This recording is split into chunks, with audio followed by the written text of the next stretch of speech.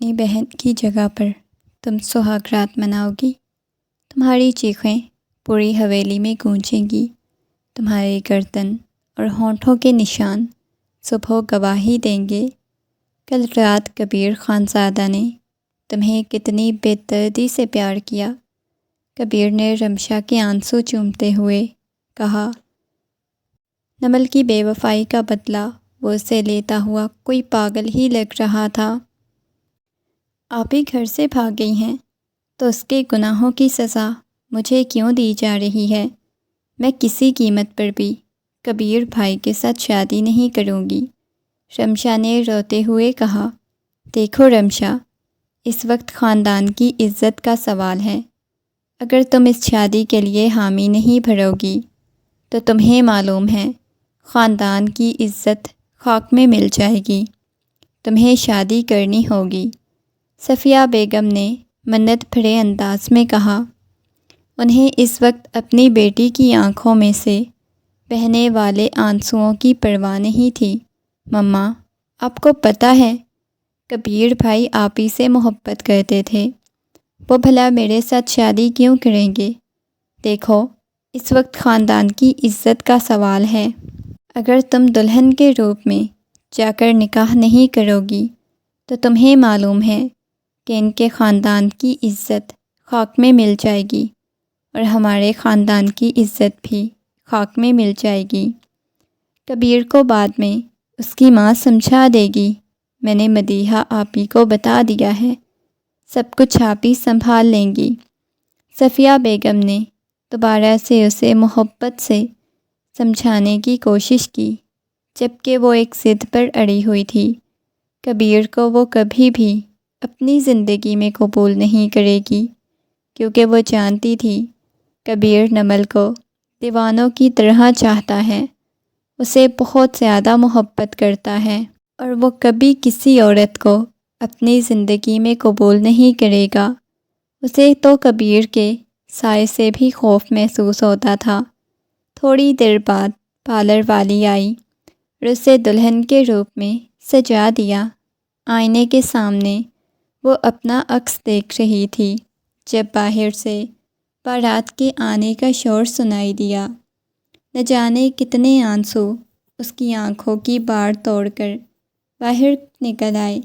Mobile اٹھایا تو سامنے حمزہ کی نہ جانے کتنی کالز آئی ہوئی تھی۔ رمشا میں ہمت ہی نہیں ہو رہی تھی کہ وہ حمزہ کو حقیقت بتا سکتی کہ وہ آج ہمیشہ ہمیشہ کے لیے کسی اور کی ہونے جا رہی ہے۔ نہ جانے کبیر کا کیا رویہ ہوگا جب اسے معلوم ہوگا کہ وہ لڑکی جس سے وہ بے انتہا محبت کرتا تھا، بہت ٹوٹ کے چاہتا تھا، وہ کسی اور کے ساتھ بھاگ گئی ہے۔ آنے والے لمحات کے بارے میں سوچ سوچ کر رمشا کا دل خوف سے کانپنے لگا۔ صفیہ بیگم اور اس کی باقی کزنز اسے لے کر باہر آ گئیں۔ رمشا کو کبیر کے پہلو میں بٹھایا گیا۔ اس نے گھونگھٹ کی آڑ میں سے دیکھا سامنے بیٹھے ہوئے شخص کو، جس کے چہرے پر مسکراہٹ تھی، کتنی ضد تھی۔ اس نے پورے گاؤں میں تہلکہ مچایا تھا، اس نے نمل کے ساتھ شادی کرنی ہے۔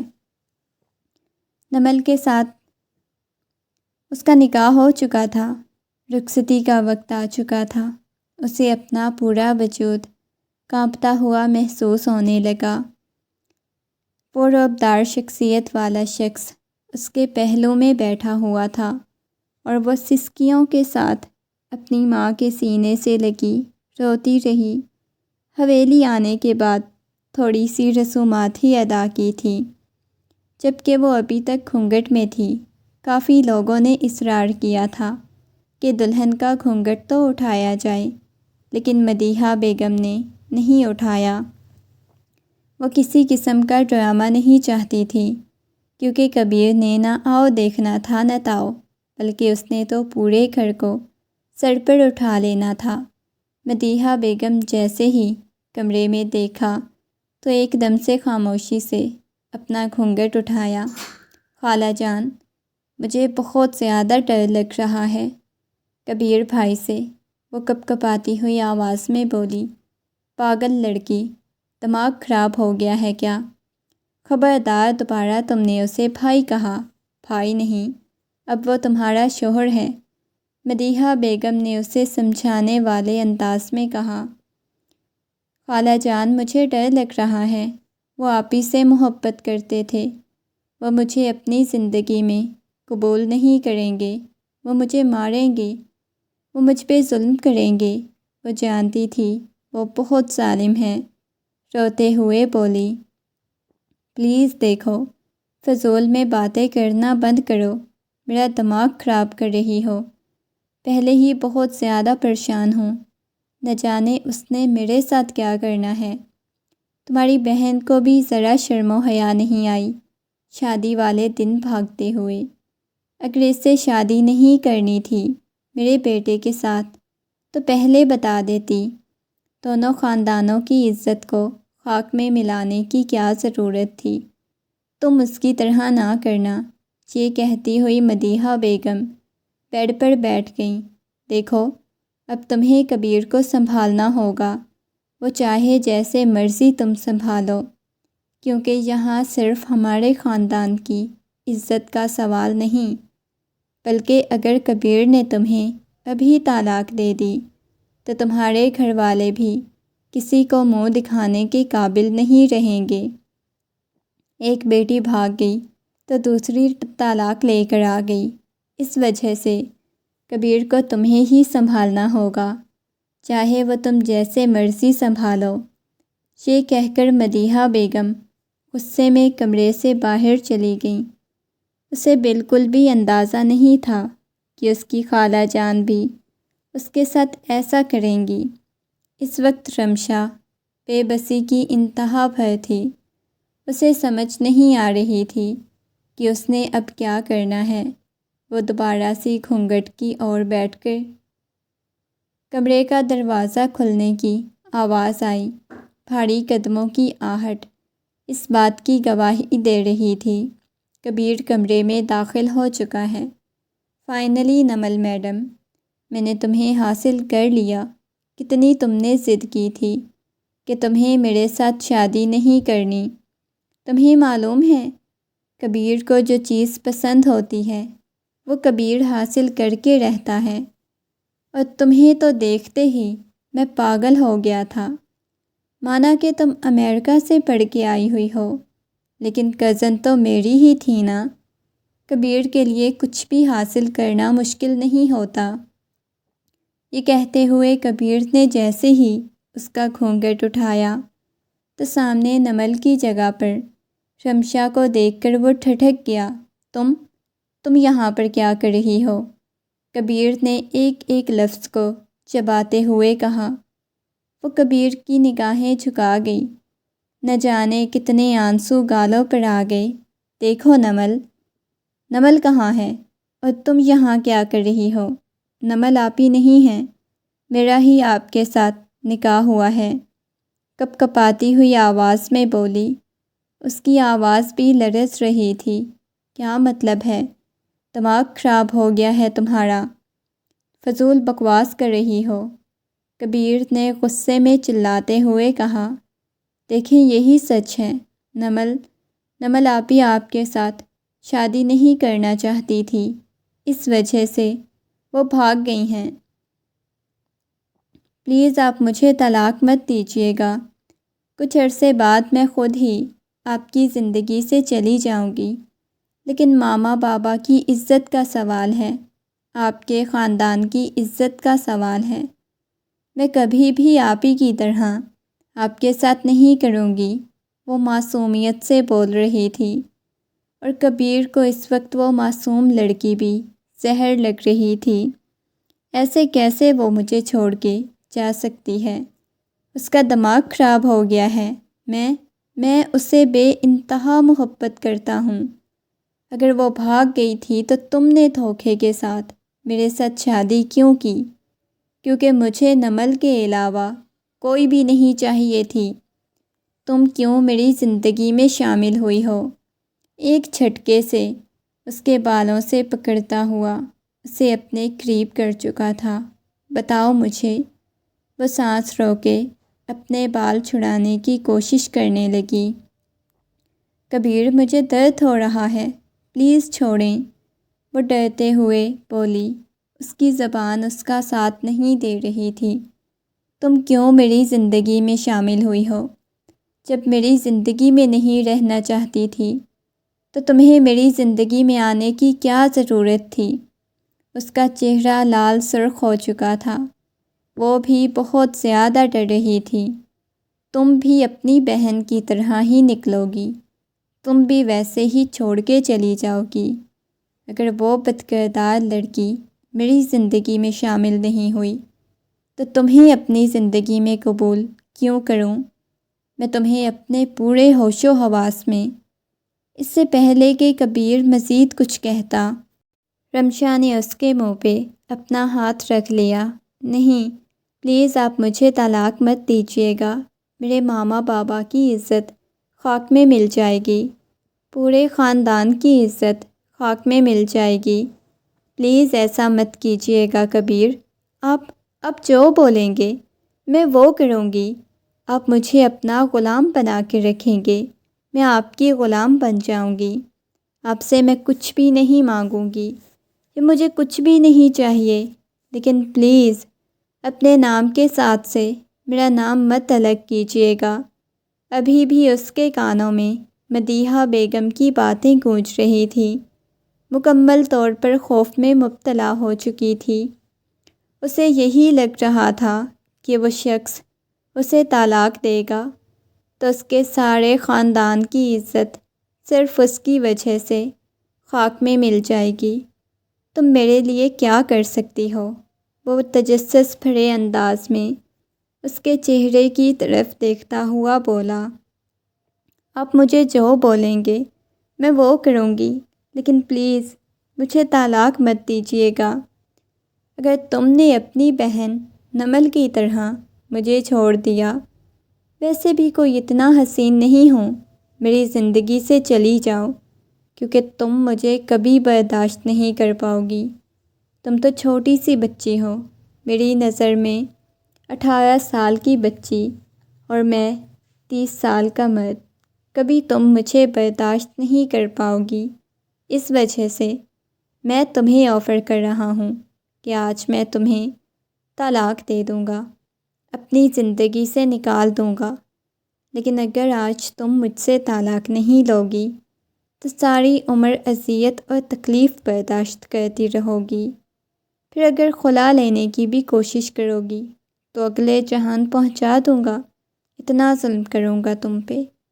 وہ ہنستے ہوئے بول رہا تھا، میں آپ کا ہر ظلم برداشت کر لوں گی، آپ جو کہیں گے میں وہ برداشت کر لوں گی، لیکن میرے ماما بابا کی عزت کا سوال ہے، پلیز آپ مجھے طلاق مت دیجیے گا۔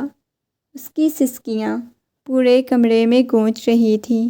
چلو ٹھیک ہے، پھر دیکھتے ہیں کب تک تم مجھے برداشت کرتی ہو۔ آخری دفعہ پوچھ رہا ہوں، طلاق لینا چاہتی ہو تو ابھی لو، میری زندگی سے دفع ہو جاؤ۔ نہیں مجھے لینی طلاق، نہ جانے کیوں۔ بار بار اس کی آنکھوں کے سامنے حمزہ کا چہرہ گھوم رہا تھا۔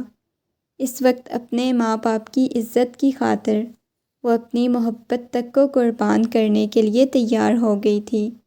حمزہ جس قدر اسے محبت کرتا تھا، وہ جانتی تھی وہ ٹوٹ جائے گا، بکھر جائے گا، وہ کبھی کسی اور کے ساتھ برداشت نہیں کر سکے گا۔ چلو ٹھیک ہے، جب تک میں واپس نہیں آ جاتا تب تک تمہیں ایسے ہی یہاں دلہن کے روپ میں بیٹھنا ہوگا۔ میں تمہیں بتاتا ہوں کہ میں چیز کیا ہوں۔ یہ کہہ کر وہ کمرے سے باہر چلا گیا۔ چہرے پر غصہ تھا، اس قدر غصہ تھا جیسے ابھی ہر چیز کو تہس نہس کر دے گا، جبکہ وہ جانتا تھا وہ واپس آ کر اس معصوم سی لڑکی کے ساتھ کیا کرنے والا ہے، جو وہ کبھی برداشت نہیں کر سکے گی۔ باہر آتے ہی اس نے موبائل نکالا اور اپنے دوست کو کال کرنے لگا جو پلیس میں تھا۔ وہ اتنی آسانی سے تو نمل کو بخشنے والا نہیں تھا۔ اپنے ساتھ دھوکہ کرنے والوں کو وہ کبھی چھوڑتا نہیں تھا، اور وہ لڑکی جو شادی والے دن اس کی عزت کو داؤ پر لگا کر چلی گئی تھی، وہ اسے بھلا کیسے بخش سکتا تھا؟ ساری تفصیل اپنے دوست کو دینے کے بعد رات کے نہ جانے کس پہر وہ واپس کمرے میں آیا۔ بیڈ کی بیک گراؤنڈ سے ٹیک لگائے وہ آنکھیں موندہ شاید سو چکی تھی، اور یہ دیکھ کر اس کے لبوں پر مسکراہٹ بکھر گئی۔ جھٹکے سے اس کے بازو سے پکڑ کر بیڈ سے نیچے پھینکا۔ میں نے تمہیں منع کیا تھا سونا نہیں، پھر تم کیسے سوئی ہو؟ وہ غصے میں بولا۔ وہ میری آنکھ لگ گئی تھی۔ کبیر نگاہیں جھکائے بولی، کیوں آنکھ لگ گئی تھی؟ تم نے تو بولا تھا سب کچھ برداشت کر لو گی، جو میں بولوں گا تم وہ کرو گی، اور اتنی سی بات تم نے نہیں مانی میری؟ میں تمہیں جاگنے کا کہہ کے گیا تھا، تم سو بھی گئی۔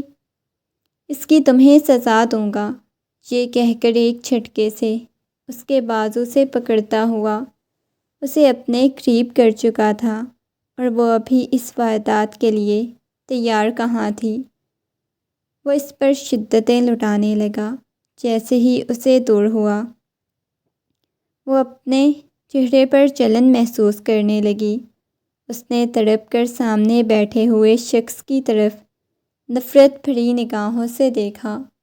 وہ تو یہ سب کچھ ابھی نہیں چاہتی تھی، ابھی شادی کی ہے۔ میرے پاس آؤ، یہ ظلم تو تمہیں برداشت کرنے پڑیں گے۔ میری محبت صرف نمل کے لیے تھی، تمہارے لیے میرے پاس محض نفرت ہوگی۔ تمہارے ماں باپ کو ذرا عقل نہیں آئی، اپنی آدھی عمر کی بیٹی کو میرے پلوں سے باندھتے ہوئے 30 سال کے مرد کے ساتھ تم جیسی بچی برداشت نہیں کر سکتی، مجھے صرف نمل برداشت کر سکتی تھی۔ اس کی بات سن کر رمشا کو غصہ آ گیا۔ آپ جیسے انسان کو نمل آپی بھی برداشت نہیں کرنا چاہتی تھی۔ اچھا ہوا وہ آپ کو چھوڑ کے چلی گئیں۔ آپ جیسا ظالم انسان ان کی زندگی میں شامل نہیں ہوا۔ اس کی بات سن کر کبیر کے تن بدن میں آگ لگ گئی۔ اپنے آپ کو تم سمجھتی کیا ہو؟ اتنی سی تم ہو اور اتنی بڑی بڑی باتیں کرتی ہو۔ نمل کو تو میں دیکھ لوں گا، کیونکہ اسے بخشنے والا بالکل نہیں، اور تم جیسی لڑکی کو تو کبھی میں اپنی زندگی میں قبول نہیں کروں گا۔ یہ کہتا ہوا اس کے بالوں سے پکڑتا ہوا اسے دوبارہ اپنے قریب کر چکا تھا۔ وہ تڑپ اٹھی، اسے دور جانے کی کوشش کرنے لگی، لیکن وہ اپنی تمام تر شدتیں اس پہ لٹانے لگا۔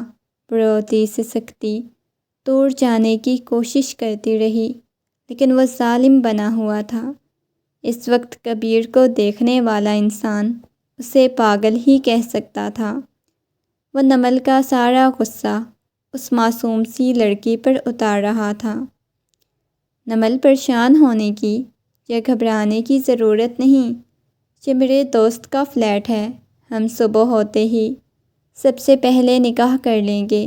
نہ جانے کیوں نمل کو ذیشان کا رویہ کچھ ٹھیک نہیں لگ رہا تھا۔ وہ اسے فلیٹ تو لے کر آ گیا تھا، لیکن راستے میں نہ جانے کتنی دفعہ اسے بہت عجیب نگاہوں سے دیکھ چکا تھا۔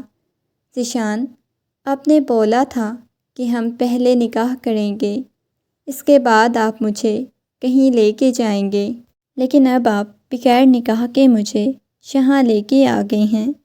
میں ایسے آپ کے ساتھ نہیں رہوں گی، آپ ابھی مولوی کو لے کے آئیں، ہم ابھی نکاح کریں گے۔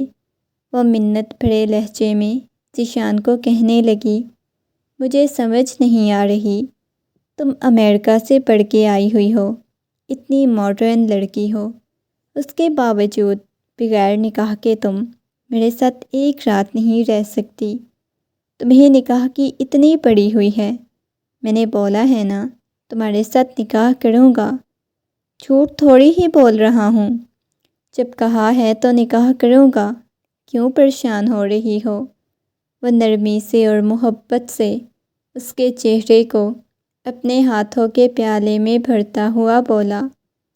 نمل فوراً ہی اسے دور ہو گئی تو قدم پیچھے ہوتی ہوئی کہنے لگی، نہیں، مجھے ڈر لگتا ہے، میں بغیر نکاح کے ایک لمحہ بھی آپ کے ساتھ نہیں رہوں گی۔ اور آپ کہتے ہیں کہ ایک رات، میں ماڈرن ہوں، بغیرت نہیں ہوں، غیر مرد کے ساتھ ایک رات رہوں گی۔ اس کی بات سن کر سامنے کھڑے ہوئے ذیشان کے لبوں پر مسکراہٹ بکھر گئی۔ واو، مطلب کہ تمہیں میں بغیرت نظر آتا ہوں، جو تم سے اتنی محبت کرتا ہوں اور تمہیں یہ کہہ رہا ہوں کہ بغیر نکاح کے ایک رات ایک گھر میں رہ لیتے ہیں۔ میں کون سا تمہارے ساتھ کچھ فضول کرنے کا کہہ رہا ہوں؟ میں تمہیں اتنی تکلیف ہو رہی ہے، وہ غصے میں بولا۔ دیکھیے، آپ غلط سمجھ رہے ہیں، میں نے ایسا کچھ بھی نہیں کہا، بس مجھے ڈر لگتا ہے، مجھے خوف محسوس ہوتا ہے، میں ایسے آپ کے ساتھ نہیں رہ سکتی۔ دیکھو میری جان، کیوں اتنا زیادہ پریشان ہو رہی ہو، اتنا گھبرا رہی ہو؟ میں تمہارے ساتھ کچھ بھی نہیں کروں گا، اتنا تو تم یقین رکھو۔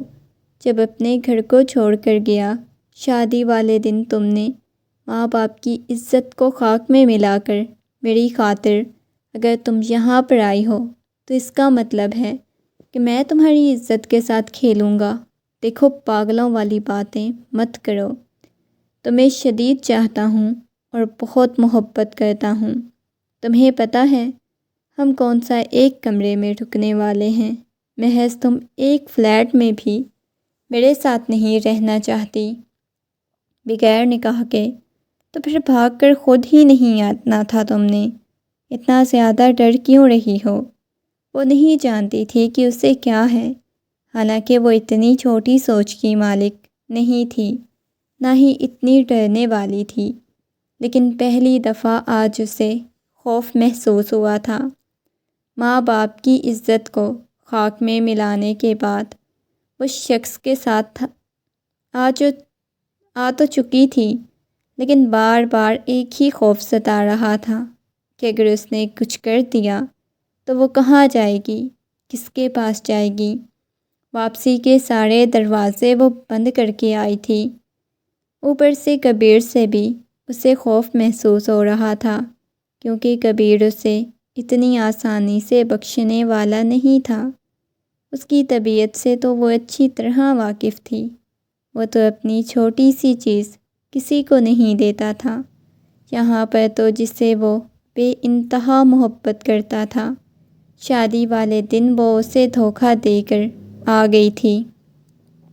بھلا کیسے وہ اسے معاف کر سکتا تھا؟ پھر وعدہ کریں، کل صبح ہوتے ہی سب سے پہلے آپ میرے ساتھ نکاح کریں گے۔ میں اپنی جان کے ساتھ نکاح کروں گا، وہ مسکراتا ہوا بولا۔ اب وہ بھی تھوڑی ریلیکس ہو چکی تھی، کہنے لگی، ٹھیک ہے، مجھے بس ویسے ہی خوف محسوس ہوتا ہے، لڑکی ہوں نا، عزت ہی تو سب کچھ ہوتا ہے عورت کے پاس۔ وہ کہنے لگا، وہ تو تم اپنے ماں باپ کی خاک میں ملا کے آ چکی ہو۔ اس کی بات سن کر وہ نگاہیں جھکا چکی تھی۔ میں نے تمہیں بہت سمجھایا تھا کہ میں تمہارے ماں باپ کو خود منا لوں گا اس شادی کے لیے، لیکن نہیں، تمہیں یہ وہم تھا کہ وہ کبھی نہیں مانیں گے اور تم نے یہ قدم اٹھایا۔ دیکھیں، میں جانتی تھی کبیر کبھی مجھے کسی اور کا نہیں ہونے دے گا۔ جب ایک چیز کے بارے میں پتہ ہو، اگر آپ رشتہ لے کے جاتے تو کبیر نے آپ کو زندہ نہیں چھوڑنا تھا، یہ بات تو میں جانتی ہوں۔ اچھا، پھر دیکھتے ہیں اب وہ مجھے زندہ چھوڑتا ہے یا نہیں، وہ مسکراتے ہوئے بولا۔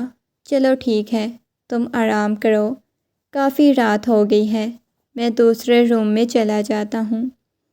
یہ کہہ کر وہ روم سے باہر نکل گیا۔ نمل بیڈ پر بیٹھ گئی، اپنے بالوں کو مٹھیوں میں دبوچے کمرے کو چاروں اطراف دیکھنے لگی۔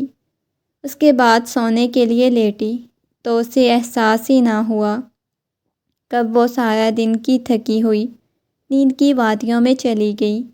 اس کے ہاتھ پہ ابھی بھی مہندی لگی ہوئی تھی جس میں کبیر کا نام تھا، اور وہ گہری نیند سو رہی تھی جب اچانک ہی اسے ایسا محسوس ہوا جیسے کوئی اس کے چہرے پر ہاتھ پھیر رہا ہو۔ اس نے آنکھیں کھول کر دیکھا تو سامنے ذیشان بیٹھا ہوا تھا۔ اسے دیکھ کر وہ ایک دم سے گھبرا کے اٹھ گئی۔ ذیشان، اتنی رات کو آپ میرے کمرے میں کیا کر رہے ہیں؟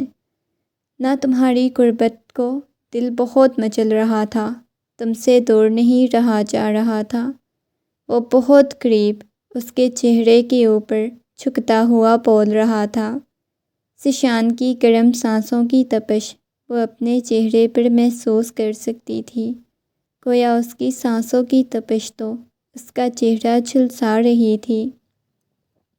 نمل، کل ویسے بھی ہم نے نکاح کر لینا ہے، کیا تم اپنا آپ مجھے سونپ سکتی ہو آج کی رات؟ وہ اس کے بالوں میں ہاتھ چلاتے ہوئے بولنے لگا۔ وہ گھبرا گئی۔ جی کیا آپ بکواس کر رہے ہیں ذیشان؟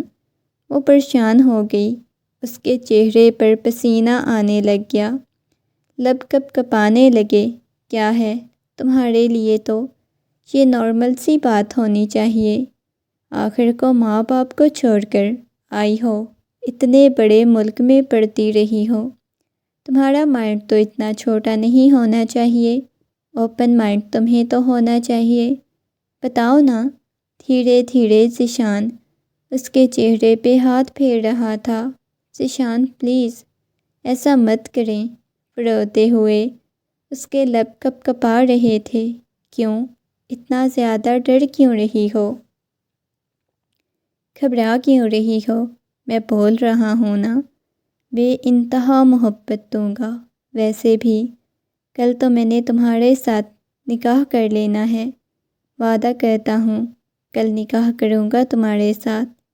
بس ایک رات، اپنی آج کی رات میرے حوالے کر دو، صبح تک کا انتظار نہیں کر سکتا۔ ہر لفظ کا وہ سرگوشیانہ انداز میں کہہ رہا تھا۔ وہ ایک دم سے اٹھ گئی، زوردار تماچا ذیشان کے منہ پہ رسید کیا۔ آپ اتنے گرے ہوئے کیسے ہو سکتے ہیں؟ میں نے آپ پہ بھروسہ کیا، پھر بھی مجھے ڈر لگ رہا تھا۔ آپ ایسا کیوں کر رہے ہیں؟ پلیز ایسا مت کریں ذیشان، میں سچ میں آپ سے بہت زیادہ محبت کرتی ہوں۔ آپ کی محبت کی خاطر اپنے آپ کو دھوکہ دیا، سب کو دھوکہ دیا، اس کے باوجود آپ میرے ساتھ ایسی گری ہوئی اور گھٹیا حرکت کریں گے؟ روتے سسکتے ہوئے بول رہی تھی۔ ذیشان کے لبوں پر مسکراہٹ بکھر گئی۔ رونا بند کرو، کچھ بھی نہیں کر رہا۔ واقعی میں تم میری محبت کی خاطر گر بھی سکتی ہو، میں یہ دیکھ رہا تھا، لیکن شاید تم وہ قدم کبھی نہیں اٹھا سکتی جس کے لیے میں تمہیں آزما رہا تھا۔ وہ اس کی گال کو تھپ تھپاتا ہوا کمرے سے باہر چلا گیا، اور وہ اپنے بالوں کو مٹھیوں میں دبوچے بیٹھی ہوئی تھی۔ اگر میں تمہاری محبت کی خاطر تمہارے ساتھ رات گزارنے کے لیے تیار ہو جاتی تو کیا ذیشان تم مجھے بدکردار، گری ہوئی، آوارہ لڑکی سمجھتے کہ میں پہلے بھی مردوں کے ساتھ؟ اس سے آگے وہ کچھ نہیں بولی۔ جب ذیشان نے مڑ کر اس کی طرف دیکھا، جو عورت پہلے کسی مرد کے ساتھ تعلق قائم نہیں کرتی، جو سچ میں ایک مرد سے سچی محبت کرتی ہے، وہ کبھی اس مرد کو بھی اجازت نہیں دیتی کہ وہ اس کی عزت کے ساتھ کھیلے۔ تم نے اپنے ماں باپ کی عزت کو خاک میں ملایا، لیکن اپنی عزت تم نے اچھے سے بچا کے رکھی ہوئی ہے۔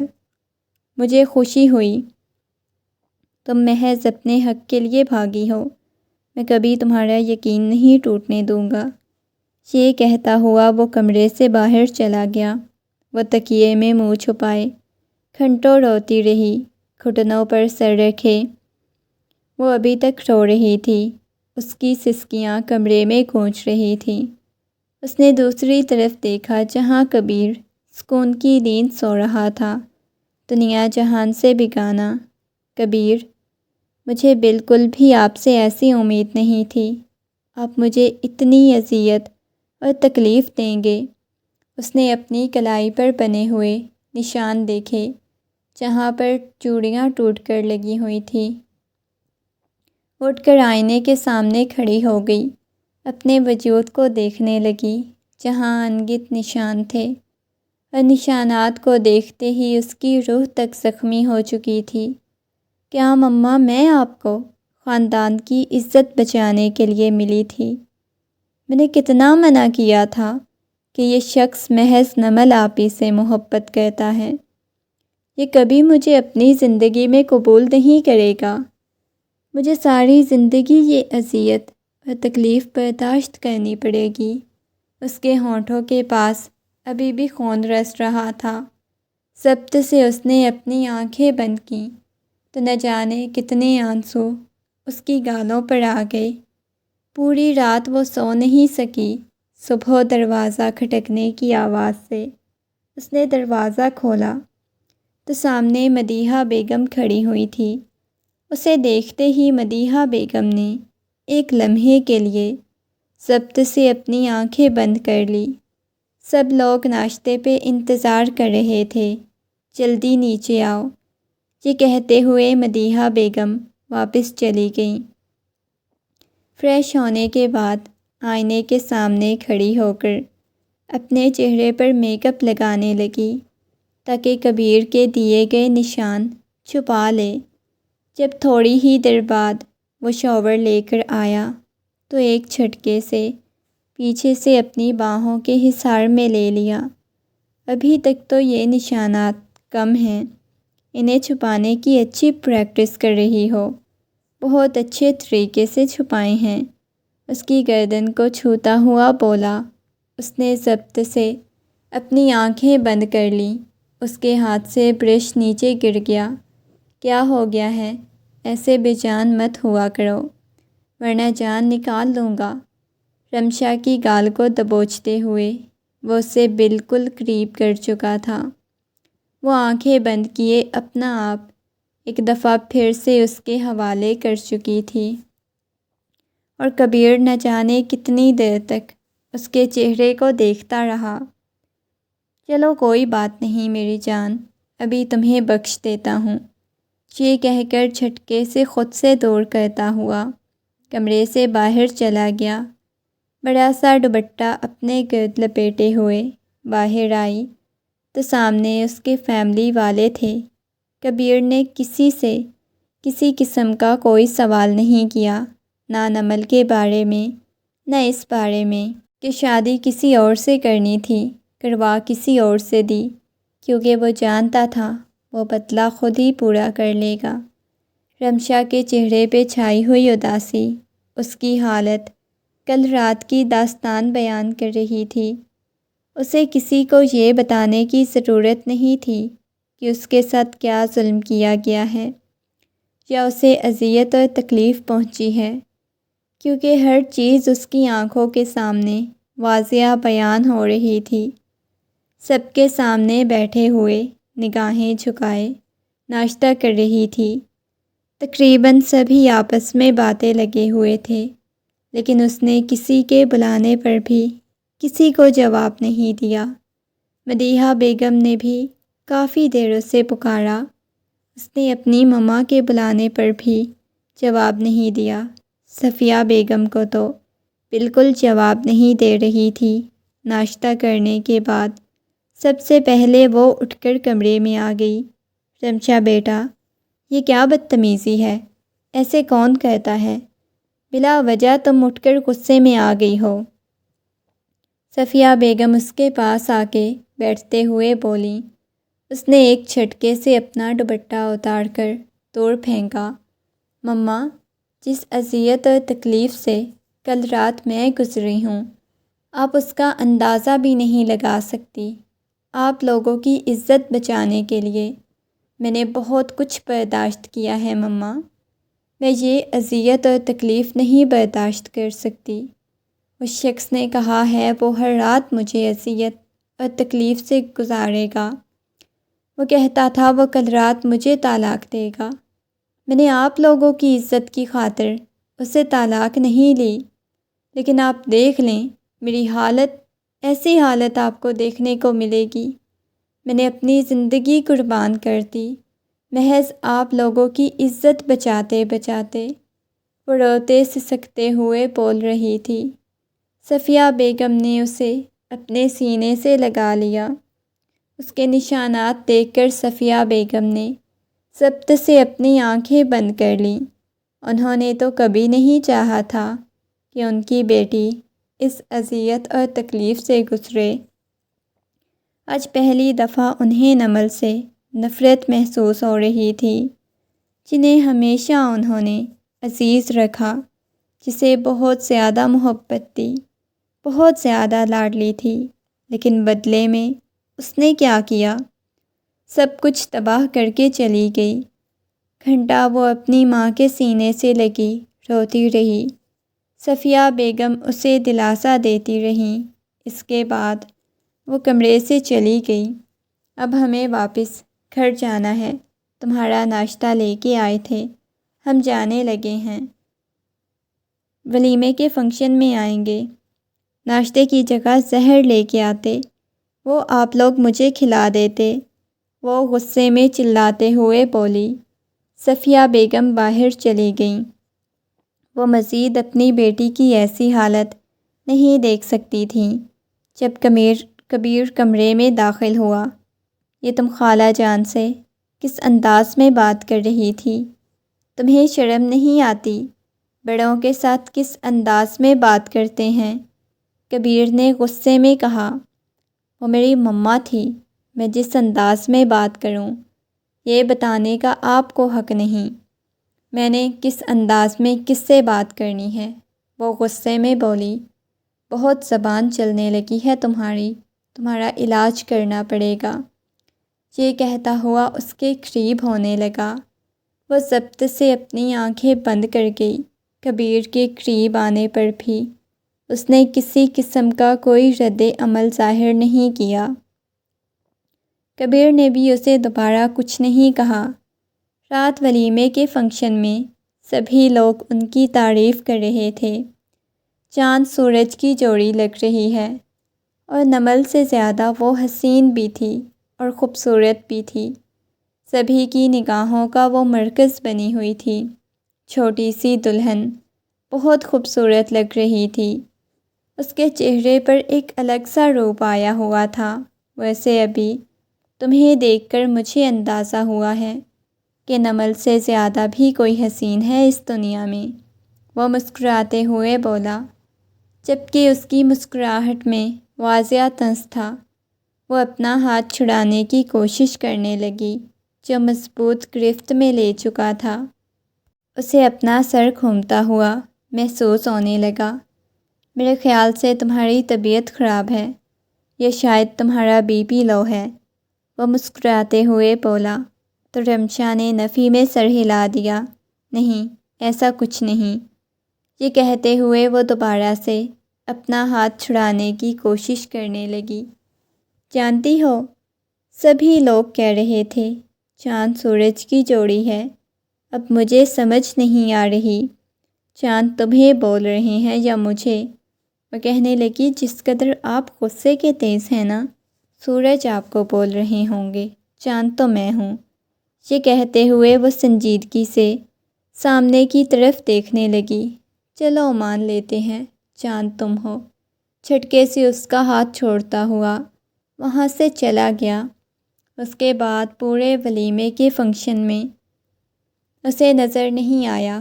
ولیمے کا فنکشن ختم ہونے کے بعد سبھی مہمان جا چکے تھے، لیکن فیملی والے بچ گئے تھے جو سامنے چلتے ہوئے دو وجود آ رہے تھے۔ سبھی کی نگاہیں ان کی طرف ٹک چکی تھیں۔ ایک تو نمل تھی، لیکن ساتھ دوسرا کون تھا اس بارے میں کوئی نہیں جانتا تھا۔ وہ چلتی ہوئی صفیہ بیگم کے پاس آ کر کھڑی ہو گئی اور ان کے سامنے ہاتھ جوڑتی ہوئی کہنے لگی، امی جان، مجھے معاف کر دیں، میں نے آپ لوگوں کے ساتھ غلط کیا، لیکن آپ لوگوں کو کتنا منانے کی کوشش کی تھی۔ میں محبت کرتی ہوں ذیشان سے، لیکن نہیں، آپ نے تو میرے منہ پہ ٹیپ لگا دی تھی، میرا منہ سی دیا تھا۔ آپ نے مجھے یہ قدم اٹھانے پہ مجبور کر دیا۔ میں نے بہت منتیں کی تھیں آپ کی، اب شاید بھول چکی ہوں گی میں نے کتنا آپ کو ذیشان کے بارے میں بتایا تھا۔ آخر پہ میں مجبور ہو گئی، کیونکہ میں نے کبیر کو اس نگاہ سے دیکھا ہی نہیں تھا۔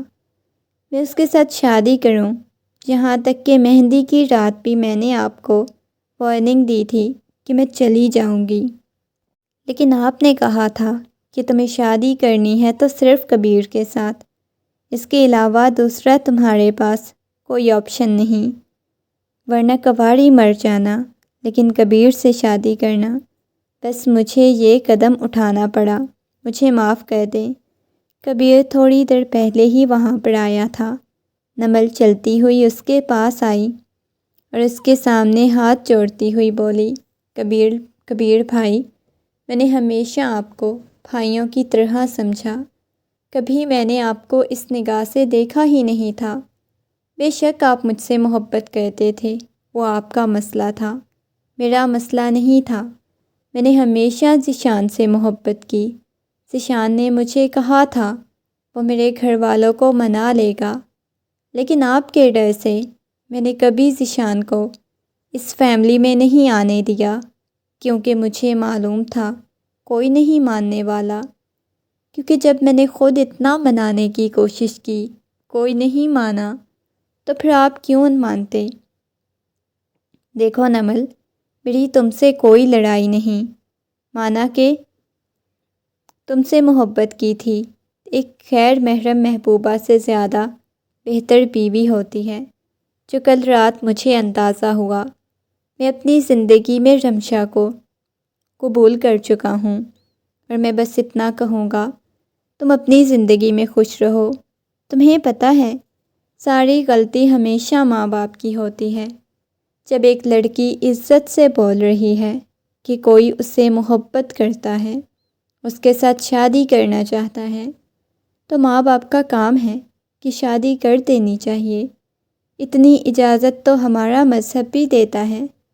مجھے تم سے محبت تھی تو سیدھا نکاح کی بات کی، شاید تم میرے نصیب میں نہیں لکھی ہوئی تھی، تم جا سکتی ہو۔ اگر تمہیں کوئی معاف نہیں کرتا، تب بھی میں تمہیں معاف کر دوں گا۔ تمہیں کبھی ساتھ چاہیے ہوا تو میں تمہارا ساتھ دوں گا۔ یہ کہہ کر وہ خاموش ہو گیا۔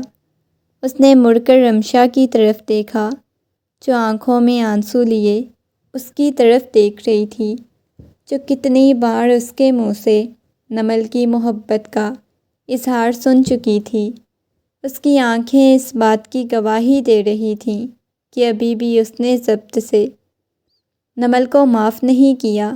وہ اس کے پاس آیا، رمشا کے بازو سے پکڑتا ہوا اسے کمرے کی طرف لے کر چلا گیا۔ کمرے میں لا کر اسے صوفے پر بٹھایا، خود نیچے فرش پر بیٹھتا ہوا اس کے گھٹنوں پہ سر رکھے بہت شدت سے رونے لگا۔ وہ بچوں کی طرح پھوٹ پھوٹ کر رو رہا تھا۔ کبیر، وہ کپ کپاتے ہوئے لبوں کے ساتھ بولی، مجھے معاف کر دو۔ کل رات جب میں نے تمہیں اذیت اور تکلیف دی، اس کے بدلے میں نمل نے بات کی، اس سے زیادہ مجھے تکلیف پہنچی۔ تمہیں معلوم ہے، میں نے سچ میں نمل سے محبت کی، لیکن تم نمل کی محبت کو میرے دل سے نکال دو گی نا، مجھے سنبھال لو گی نا؟ بتاؤ رمشا مجھے، میں تم پہ ظلم کر کے خوش نہیں رہ پاؤں گا۔ میں چاہتا ہوں کہ تمہیں تھوڑا برداشت کرنا پڑے گا، کر لو گی نا برداشت؟ وہ محبت بھرے انداز میں بول رہا تھا۔ وہ رو رہی تھی، اس کی آواز بھیگی ہوئی تھی۔ اس کے سر پہ اپنا سر رکھتے ہوئے وہ آنکھیں بند کر گئی۔ میں آپ کو کچھ نہیں کہہ سکتی کبیر، کیونکہ آپ میرے شوہر ہو۔ آپ کو معاف کرنا میری مجبوری ہے، ایک مجبوری کے تحت آپ کو معاف کر رہی ہوں۔ میں چاہتی ہوں کہ آپ دوبارہ مجھے ایسی تکلیف نہیں دیں۔ میں آپ کے دل سے نمل آپی کو نکال دوں گی۔ میں پوری کوشش کروں گی کہ آپ کو مجھ سے ویسی محبت ہو جائے جیسی۔ اس سے آگے وہ کچھ نہیں بول پائی۔ وہ کبھی بھی حمزہ کے بارے میں اسے نہیں بتانا چاہتی تھی۔ اس کے بالوں میں ہاتھ پھیرتی ہوئی اپنی آنکھیں موند گئی۔ مجھے بھی محبت چاہیے، میں بھی آپ سے محبت کی طلبگار ہوں۔ یہ کہتے ہوئے وہ اپنے لب کبیر کی پیشانی پہ رکھ گئی۔